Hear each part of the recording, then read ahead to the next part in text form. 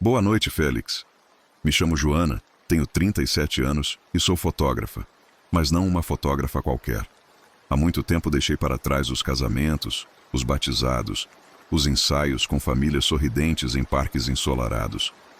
Descobri cedo que aquilo não era para mim. Sempre fui atraída pelo lado que a maioria das pessoas prefere não ver. Lugares abandonados, esquecidos pelo tempo, onde cada parede descascada e cada sombra no canto parece guardar uma memória que ninguém mais quer lembrar. É ali, nesses espaços, que sinto que estou tocando algo verdadeiro. Não sei explicar de outra forma. Como se as ruínas falassem mais alto que a vida. Talvez seja uma obsessão doentia. Talvez seja só curiosidade mórbida, mas cada vez que descubro um prédio em decomposição, um hospital desativado, uma escola deserta ou uma fábrica que já não produz nada, sinto a mesma urgência. Preciso entrar, registrar, deixar que minha câmera colha o que os olhos humanos já não deveriam ver. Foi assim que cheguei até o restaurante que vai ocupar as próximas páginas desta carta. A Cantina Verona. Descobri o lugar quase por acaso. Estava conversando com um motorista de aplicativo, uma dessas conversas banais de quem tenta preencher o silêncio de uma corrida longa. Ele me perguntou o que eu fazia, e quando respondi, seus olhos se estreitaram, como se tivesse lembrado de algo incômodo. Você já ouviu falar da Cantina Verona? Perguntou. O tom não foi de curiosidade, mas de alerta. A princípio, não dei muita importância. Muitos lugares carregam histórias sombrias, e eu já ouvira de tudo, de fábricas mal-assombradas a casas de rituais, mas havia algo na maneira como ele pronunciou o nome que me intrigou. Baixo, quase engolindo as sílabas, como se pronunciar aquilo em voz alta pudesse atrair algo indesejado. Depois, pesquisei em jornais antigos, fóruns obscuros, até em grupos de moradores do bairro.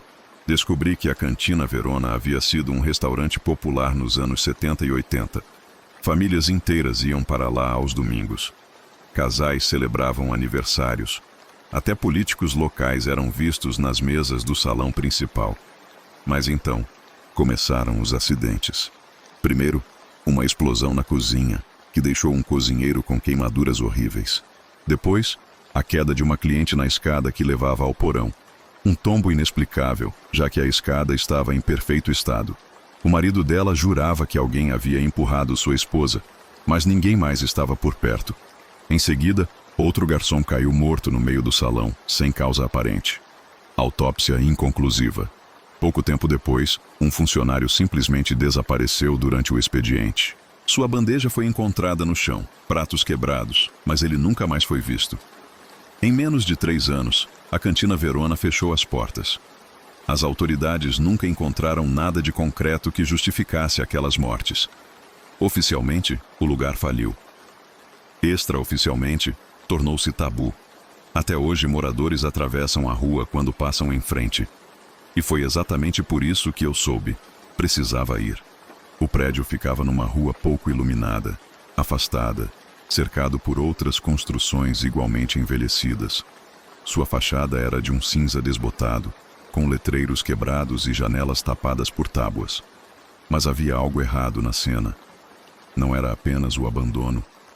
Era como se a casa olhasse para mim. Você já teve essa sensação, Félix? De que um prédio inteiro está consciente da sua presença? Eu fiquei parada por vários minutos observando, tentando convencer a mim mesma de que era só imaginação. Mas então percebi. O ar estava parado, completamente imóvel. Nem vento, nem som de pássaros, nada. Apenas aquele silêncio pressionando meus ouvidos. Forçando a lateral da casa, encontrei uma porta que cedeu com facilidade estranha. Ao entrar, meus olhos demoraram a se ajustar. O ar estava saturado de mofo e ferrugem, mas também havia outro cheiro, mais forte. Comida antiga. Não como lixo, mas como uma refeição esquecida que, por algum motivo, nunca apodreceu por completo. E foi aí que o primeiro choque aconteceu. As mesas estavam postas. Não falo de mesas com cadeiras empilhadas, cobertas de pó. Eram mesas arrumadas, cada uma com toalhas ainda reconhecíveis, pratos dispostos, copos, talheres, até restos de comida petrificada. O mais perturbador não era a existência daquilo, mas a ordem. Havia simetria, cuidado. como se os clientes tivessem se levantado no meio de um jantar e desaparecido, deixando tudo pronto para o próximo prato. Minha câmera trabalhou sozinha. Cada detalhe precisava ser registrado. A forma como o pó se acumulava em volta das garrafas de vinho, mas não sobre elas. O brilho metálico dos garfos, que refletiam como pequenas lâminas. A disposição precisa das cadeiras. E então ouvi o arrastar de uma cadeira. Baixo, lento, como quando alguém puxa a madeira contra o chão para se sentar. O som reverberou pelo salão vazio e meu corpo inteiro congelou. Virei a câmera na direção do barulho e fotografei, quase sem pensar. No visor, nada além de uma mesa comum. Mas o som ecoava dentro de mim. Era impossível que tivesse imaginado. Tentei me convencer de que podia ter sido o vento, mas não havia vento algum. Empurrei a porta da cozinha com cuidado. Era um espaço amplo, azulejado, repleto de ganchos que ainda seguravam panelas e frigideiras enferrujadas. Mas algo não se encaixava. Não havia poeira suficiente. Algumas bancadas pareciam limpas. Os utensílios, embora velhos, tinham um brilho estranho. Toquei uma frigideira. Estava morna. O pânico subiu como um veneno. Se alguém usava aquele lugar, por que tudo parecia tão abandonado? O cérebro buscava explicações. Talvez moradores de rua, talvez invasores. Mas a sensação era outra. Era como se o restaurante ainda estivesse funcionando em alguma camada do tempo que não era a minha. Então a lâmpada acima da pia piscou. 2 vezes. Não havia eletricidade no prédio. Eu tinha certeza. Ainda assim, a luz falhou como se estivesse viva. E a câmera disparou sozinha. O flash iluminou a cozinha num clarão rápido. Quando olhei para a tela, minhas pernas enfraqueceram. Atrás de mim, no reflexo de um forno de metal, havia a figura escura de um homem. Um vulto vestido como cozinheiro, mas sem rosto. Apenas um borrão humanoide, ereto, imóvel. Corri de volta ao salão, tropeçando nos próprios pés, e encontrei tudo diferente. As mesas agora estavam limpas, toalhas alvas, pratos polidos, taças erguidas. O cheiro de comida fresca dominava o ambiente. Quente, apimentado, adocicado. Havia vozes. Murmúrios de conversas indistintas, risadas abafadas, o tilintar de talheres contra a porcelana. Mas não havia ninguém. As cadeiras se moviam sozinhas, arrastando-se para trás e para frente. Uma mesa ao meu lado exibia pratos fumegantes. A massa brilhava sob um molho vermelho intenso, quase negro, com um aroma que ao mesmo tempo despertava fome e náusea. Era como o cheiro de carne crua misturado a especiarias. Fotografei compulsivamente. E nas imagens, as cadeiras não estavam vazias. Primeiro eram sombras, depois silhuetas, e então formas humanas incompletas. Em uma das fotos, um homem na cabeceira sorria com dentes longos, como cacos de vidro. Na outra, uma mulher de vestido antigo me encarava sem olhos. Apenas órbitas escuras. Cada disparo parecia solidificar aquelas presenças, torná-las mais reais. Foi então que ouvi meu nome. Joana. Não gritado, não distante, mas sussurrado rente ao meu ouvido, quente, como respiração real. Não havia ninguém atrás de mim. Corri até a porta. Empurrei. Tranqueada. Bati, chutei, esmaguei meus ombros contra a madeira. Nada. O som das cadeiras arrastando ficou mais alto, mais perto. Olhei para a cristaleira do salão e vi o reflexo. Todas as mesas estavam ocupadas. Corpos pálidos, roupas de épocas diferentes, manchas de sangue, queimaduras, rostos distorcidos. Todos virados para mim, esperando. A voz ecoou de novo, agora múltipla, de todas as direções, grave e aguda ao mesmo tempo. Falta uma. A cadeira mais próxima estava vazia, puxada para fora. Sobre a toalha, um prato limpo, talheres prontos. Algo gelado me tocou as costas, empurrando devagar. Meu corpo não obedecia. Eu tentava lutar, mas cada músculo pesava toneladas. Fotografei uma última vez, e no clarão vi com clareza. Todos os rostos tinham forma agora. Eram pessoas, mas também não eram. Olhos fundos, dentes impossíveis, sorrisos largos demais. E todos me esperavam. Não sei como saí. Talvez tenha desmaiado. Talvez tenha sido poupada por alguma razão que não consigo imaginar. Acordei do lado de fora. A porta atrás de mim fechada, intacta. Minha câmera estava ao meu lado, ainda ligada. A bateria, inexplicavelmente cheia. Passei noites revisando as fotos. Muitas estão borradas, outras mostram apenas mesas vazias. Mas em várias, muito nítido, vejo os mesmos rostos. Sempre sorrindo, sempre à mesa. E em duas delas, eu mesma estou sentada ali, sorrindo com eles.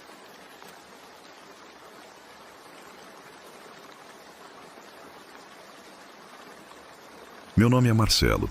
Trabalho em um pequeno estúdio de gravação de áudio, aqui no centro da cidade. Desde já peço que não duvide do que vou escrever, porque sei que soa improvável, até ridículo em alguns trechos.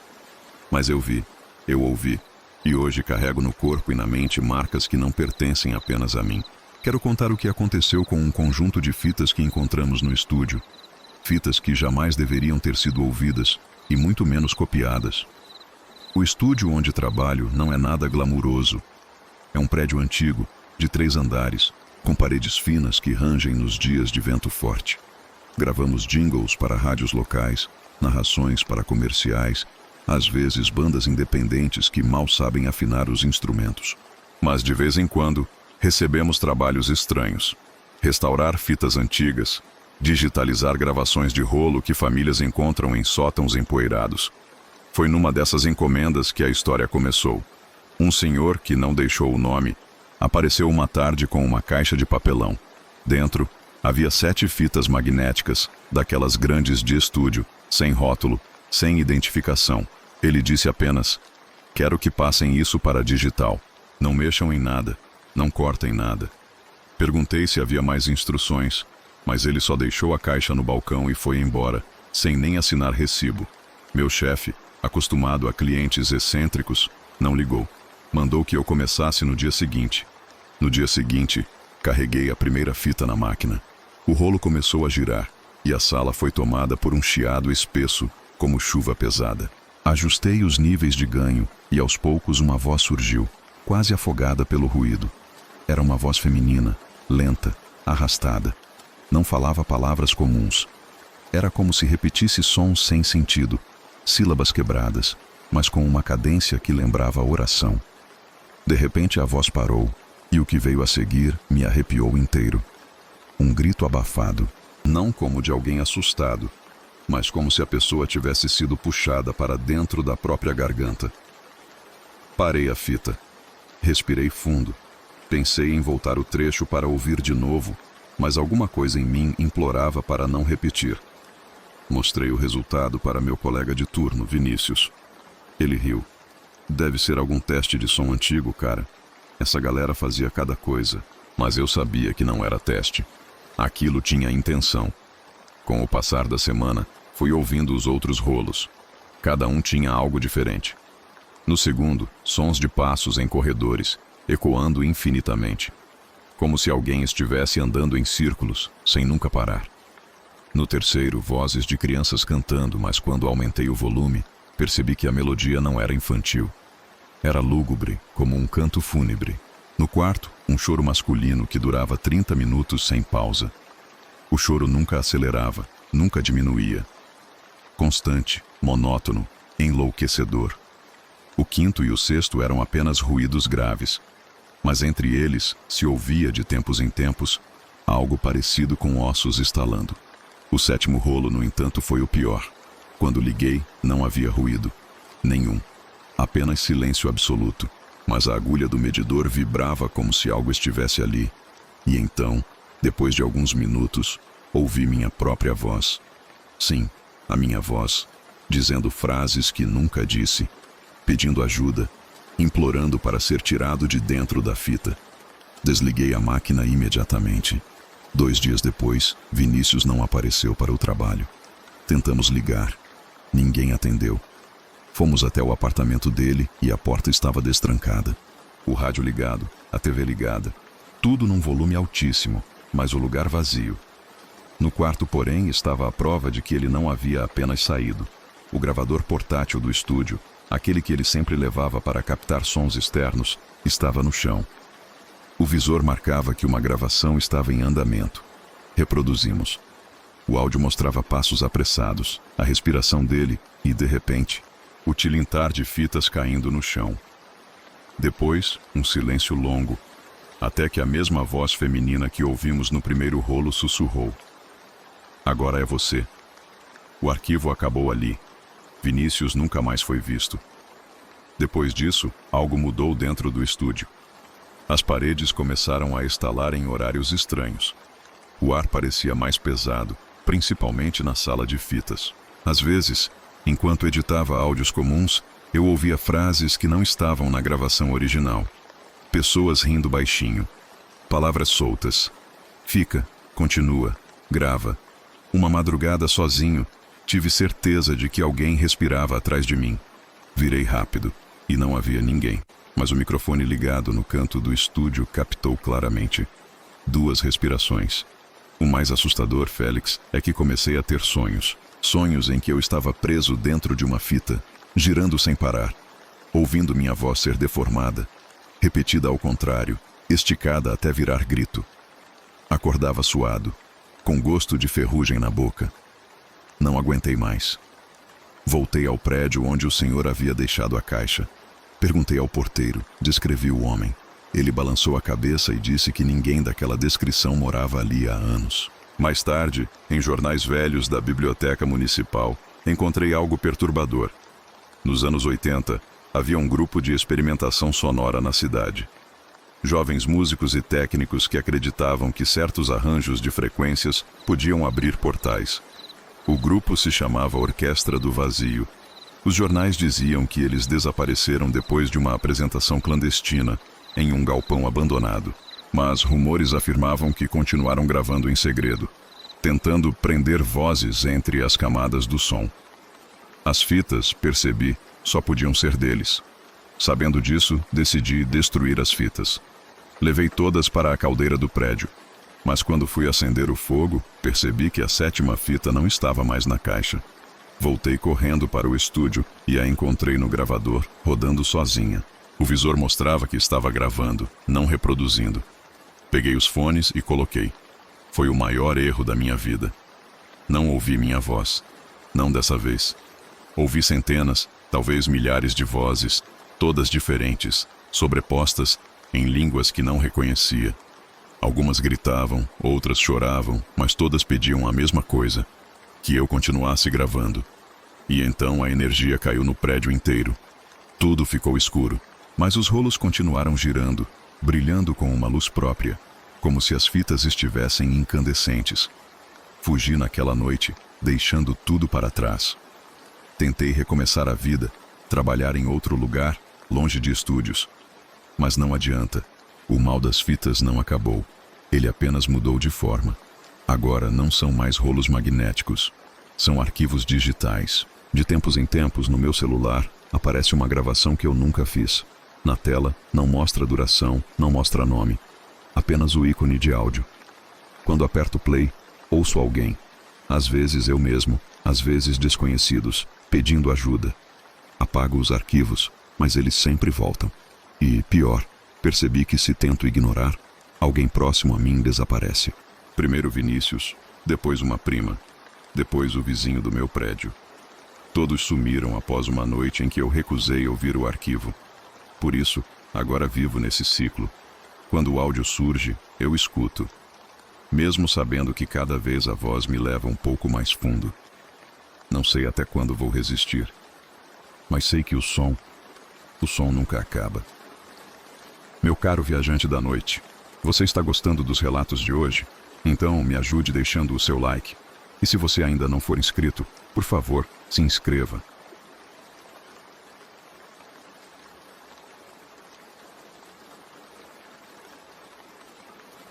Boa noite, Félix. Meu nome é Gabriel, tenho 42 anos e sou dono de uma padaria em uma cidade pequena do interior. Nunca fui de acreditar em histórias fantasmagóricas, muito menos em lendas urbanas. Minha vida sempre foi prática: acordar antes do sol nascer, preparar a massa, encher o forno e servir café para os trabalhadores que passam pela minha porta antes de encarar o dia. Mas existe algo que venho escondendo há alguns anos, e só agora criei coragem de colocar no papel. Não porque eu queira me livrar do peso, mas porque temo que, se um dia eu falhar em manter a rotina que a coisa exige de mim, alguém mais precise saber. Talvez você, que coleciona histórias escuras, possa guardar esta como uma espécie de registro. O lugar em questão é a ferrovia que corta a cidade. Minha padaria fica a 2 quadras dos trilhos. Desde menino, o som do trem é parte da minha vida. Os apitos cortando a madrugada, o estrondo das rodas de ferro arrastando vagões pesados. Tudo isso sempre fez parte do pano de fundo da cidade. Mas houve uma noite em particular que mudou tudo. Era inverno, quase 3 da manhã. Eu já estava acostumado a trabalhar nesse horário, sovando massa com as mãos calejadas, enquanto o cheiro do fermento vivo se espalhava pelo ar. Foi então que ouvi o primeiro sino. Não era o sino metálico do trem, nem o sinal que anuncia a passagem nos cruzamentos. Era outro som, um tilintar suave, repetido, como de um pequeno sino de mão. A princípio achei que vinha da rua, talvez algum bêbado voltando da festa com um badulaque qualquer. Mas os minutos passaram e o sino continuava. Resolvi sair até a calçada. O ar gelado me cortou o rosto e ali, no silêncio da madrugada, percebi. O som vinha da ferrovia. Caminhei até lá, contra todo o instinto que pedia para ficar dentro da padaria.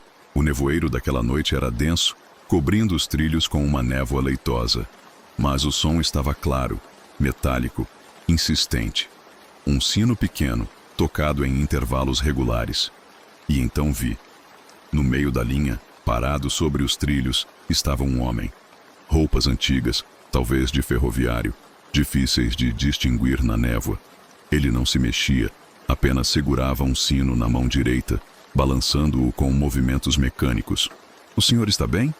Perguntei, tentando soar firme. Ele não respondeu. Apenas virou lentamente o rosto para mim. Félix, não havia olhos. Apenas 2 buracos fundos, escuros, como se o rosto fosse uma máscara incompleta. Corri. Nos dias seguintes, tentei esquecer o que vi. Convenci a mim mesmo que era alucinação causada pelo cansaço. Mas o sino não saiu da minha cabeça. Às vezes eu o ouvia mesmo dentro da padaria, entre o barulho das batedeiras e do forno. Foi aí que resolvi perguntar aos mais velhos da cidade. A maioria desviava o olhar, alguns mandavam eu calar a boca.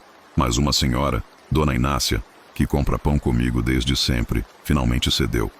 Ela me contou que há mais de 50 anos houve um grande acidente na ferrovia. Um trem descarrilou depois de um erro na troca dos trilhos e dezenas de pessoas morreram esmagadas. Entre elas, um ferroviário que tinha como função justamente balançar o sino de alerta nas madrugadas. Dizem que ele errou ou que foi impedido de soar o aviso a tempo. O nome dele era Antônio das Dores. Desde então, histórias circulam. Motoristas juram ver um homem com sino caminhando entre os trilhos. Outros falam de vultos pegando carona nos vagões. Alguns, mais supersticiosos, dizem que Antônio ainda toca seu sino, tentando evitar acidentes que nunca mais aconteceram. Era para ser só folclore, mas eu sabia o que tinha visto. Um mês depois, numa noite igualmente fria, o sino voltou. Eu estava tirando os primeiros pães do forno quando o tilintar cortou o silêncio. O mesmo compasso, a mesma distância. Dessa vez, em vez de fugir, decidi seguir. Levei comigo apenas uma lanterna e um terço que minha mãe havia deixado comigo antes de morrer. Cheguei aos trilhos e, como antes, a névoa me envolveu. E lá estava ele, Antônio. Mas agora não estava imóvel. Caminhava devagar, sempre sobre os trilhos, como se fosse parte da própria linha de ferro. Seus pés não levantavam som. O sino, porém, ressoava alto, como se o ar inteiro vibrasse em resposta. Senti medo, claro, mas também senti outra coisa. Um chamado, como se aquilo fosse para mim. "O que você quer?" Gritei. Ele parou, virou o rosto, e pela primeira vez, ouvi sua voz. Não veio dos lábios, mas do ar ao meu redor. Os trilhos nunca dormem. Eles chamam. Preciso de mãos vivas. Antes que eu pudesse reagir, a névoa se adensou, engolindo tudo. Quando dei por mim, estava de volta à porta da padaria, com o sino em minhas mãos. Não entendi na hora, mas logo aprendi. Naquela mesma semana, ouvi um estrondo nos trilhos. Corri para lá, carregando o sino comigo. Uma carreta havia ficado atravessada no cruzamento. Motor apagado, motorista desesperado tentando ligar. E o farol de um trem já despontava ao longe. Sem pensar, comecei a balançar o sino. O som ecoou alto, impossível para um objeto tão pequeno. O maquinista acionou os freios de emergência. O trem parou a metros do caminhão. O motorista, chorando, me agradeceu de joelhos. Foi quando entendi. O sino não era apenas um fardo. Era um aviso. Uma ferramenta para evitar tragédias. E de alguma forma, Antônio me havia passado essa responsabilidade. Desde então, Félix, minha vida mudou. Não é fácil. De tempos em tempos, sou acordado pelo tilintar invisível. Sei que é o chamado. Tenho que correr até os trilhos, muitas vezes no meio da madrugada, às vezes em plena tempestade. Sempre chego a tempo de impedir algo. Um carro que morre no meio da linha, um bêbado dormindo sobre os trilhos, até uma criança que escapou dos pais e quase se perdeu. Cada vez que balanço o sino, sinto uma presença atrás de mim. Sei que é ele, Antônio. Não me persegue, não me ataca, mas observa. Como um fiscal do além, certificando-se de que cumpro a parte do trato. Minha padaria continua funcionando. Meus clientes continuam rindo, tomando café, levando pão para casa, sem imaginar que o padeiro que os serve é também o guardião invisível da ferrovia. Não posso dizer que é uma maldição. Já pensei nisso sim, mas a verdade é que encontrei um propósito estranho nessa missão. Não salvei apenas desconhecidos. Uma vez, o chamado veio em plena manhã. Corri até os trilhos e encontrei minha própria esposa, que havia saído para caminhar, quase sendo atingida por um trem desgovernado. Se não fosse o sino, eu a teria perdido. Por isso digo que este é um final feliz. Minha vida continua, minha padaria prospera, mas de tempos em tempos, quando a noite está mais pesada e o som do sino ecoa ao longe, sei que preciso calçar meus sapatos, pegar o objeto frio de metal e atender ao chamado. Enquanto eu ouvir os sinos, sei que Antônio das Dores encontrará paz. E enquanto eu viver, nenhum trem passará sem que alguém esteja ali para vigiar. E então, o que acharam dessas histórias? Compartilhem suas impressões nos comentários abaixo. E se você gostou do vídeo, não se esqueça de deixar o seu like, se inscrever no canal para mais histórias de terror e ativar o sininho para não perder nenhuma atualização. Agradeço a companhia de vocês nesta noite sombria. Tenham uma boa noite. Até a próxima.